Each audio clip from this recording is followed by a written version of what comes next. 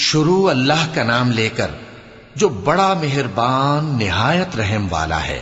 فجر کی قسم اور 10 راتوں کی اور جفت اور طاق کی اور رات کی جب رخصت ہونے لگے، اور بے شک یہ چیزیں عقل مندوں کے نزدیک قسم کھانے کے لائق ہیں، اس بات پر کہ کافروں کو ضرور عذاب ہوگا۔